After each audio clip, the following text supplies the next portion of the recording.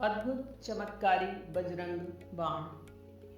महावीर हनुमान शारीरिक शक्ति के प्रतीक हैं। वे अतुलनीय पराक्रमी, बलवान और साहसी हैं तथा कलयुग में उनकी साधना पूर्णतः फलदायक है।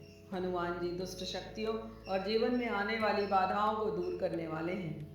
उनकी शारीरिक शक्ति के सामने विपरीत परिस्थितियां और बाधाएं उसी प्रकार दब जाती हैं जिस प्रकार पर्वत के नीचे छोटा सा तिनका दबकर समाप्त हो जाता है।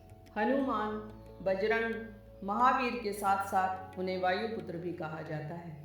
महाभारत युद्ध में अर्जुन ने अपनी ध्वजा पर उनके चिन्ह को अंकित कर वायु अर्थात प्राणों पर विजय प्राप्त की थी, इसलिए उनको वायुपुत्र कहा जाता है। प्राणों पर अर्थात चंचल चित्त पर विजय प्राप्त करने के लिए और मन को पूर्णतः नियंत्रण करने के लिए भी हनुमान साधना सर्वोपरि मानी गई है। जिस व्यक्ति का पूजा या साधना में ध्यान नहीं लगता हो, उसके लिए हनुमान उपासना अत्यंत महत्वपूर्ण कही गई है। इनकी कृपा से मन और प्राण स्थिर होते हैं तथा साधना शक्ति के साथ साथ साधक की मन शक्ति भी बढ़ जाती है।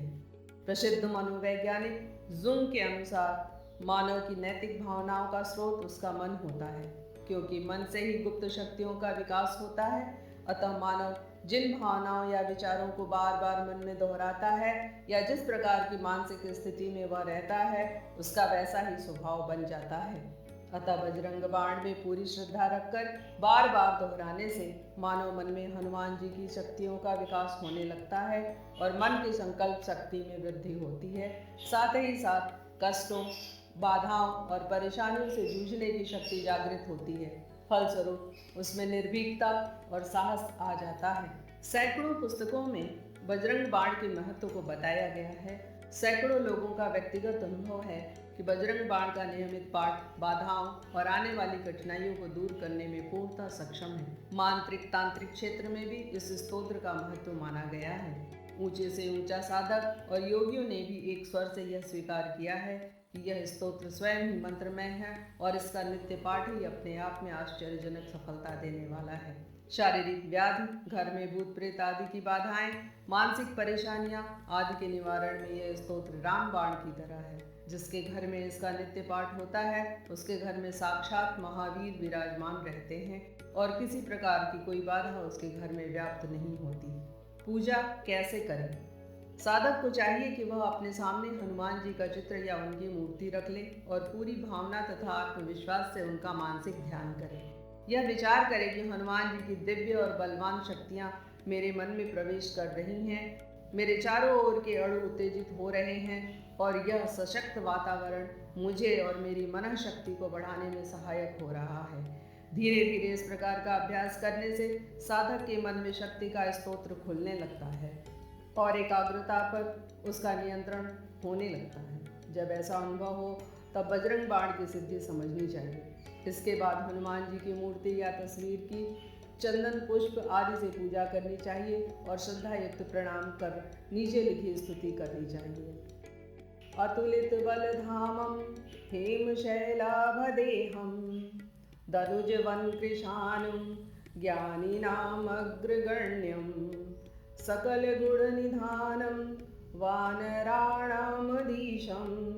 रघुपति प्रिय भक्तं वातजातं नमामि। श्री रामचरितमानस 51 श्लोक 3। अर्थात जो अतुल बल के धाम, सोने के पर्वत, सुमेरु के समान कांति युक्त शरीर वाले दैत्य रूपी वन को ध्वंस करने के लिए अग्नि रूप, ज्ञानियों में अग्रगण्य, संपूर्ण गुणों के निधान, वानरों के स्वामी और श्री रघुनाथ जी के प्रिय भक्त हैं, उन पवन पुत्र श्री हनुमान जी को मैं प्रणाम करता हूँ, करती हूँ। इस प्रकार की स्तुति कर साधक को चाहिए कि वह अपने पास दाहिने हाथ की तरफ एक आसन बिछा दे। जैसा कि शास्त्रों में उल्लिखित है कि जब भी बजरंग बाण का पाठ किया जाता है, श्री हनुमान स्वयं आसन पर आकर बैठते हैं। हनुमान जी की पूजा में इत्र, सुगंधित द्रव्य एवं गुलाब के पुष्पों का प्रयोग निषिद्ध है। साधक को चाहिए कि वह स्नान कर शुद्ध वस्त्र धारण कर बैठे। यदि साधक लाल वस्त्र की लंगोट पहने तो ज़्यादा अनुकूल माना गया है। शास्त्रों के अनुसार स्त्रियों को बजरंग बाण का पाठ नहीं करना चाहिए, परंतु वे हनुमान जी की मूर्ति या तस्वीर के सामने दीपक या अगरबत्ती लगा सकती हैं हनुमान जी के सामने तेल का दीपक लगाना चाहिए और उन्हें गुड़ का भोग लगाना चाहिए। साधक को चाहिए कि वह बजरंग बाण कंठस्थ कर ले। यूँ नित्य पाठ करने से यह स्तोत्र स्वतः ही कंठस्थ हो जाता है। प्रातः काल के अलावा शाम को या रात्रि को सोने से पूर्व भी इस स्तोत्र का पाठ किया जा सकता है, परंतु जब भी इसका पाठ करें पृथ्वी पर ऊनी वस्त्र का आसन बिछाकर मन में हनुमान जी का ध्यान कर पाठ करें। यदि साधक यात्रा पर हो तब भी वह रेल में यात्रा के समय इसका पाठ कर सकता है।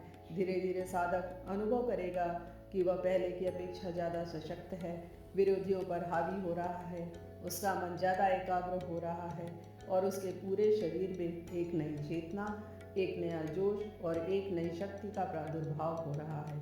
बच्चों की नज़र उतारने, शांत और गहन निद्रा के लिए, कष्ट और संकट के समय, रात्रि को अकेले यात्रा करते समय भूत बाधा दूर करने तथा अकारण भय को दूर करने के लिए यह स्तोत्र आश्चर्यजनक सफलतादायक है।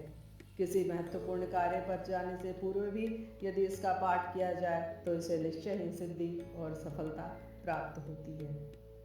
पूज्य गुरुदेव से एक बार वार्तालाप के अंतर्गत प्रश्न किया गया था कि स्त्रियों को क्यों नहीं बजरंग बाण का पाठ करना चाहिए। पूज्य गुरुदेव ने बताया, कोई स्त्री बजरंग बाण का पाठ कर रही है और उसने ध्यान नहीं रखा और अगर वो रजस्वला हो जाती है, पुण्य का क्षय होता है। इस प्रकार से ये मना किया गया है। किंतु जो स्त्री रजोधर्म निवृत्त हो जाती है, वो स्त्री यदि ब्रह्मचर्य धारण करके बजरंग बाण का पाठ करती है तो उसे क्षम्य है, वो कर सकती है।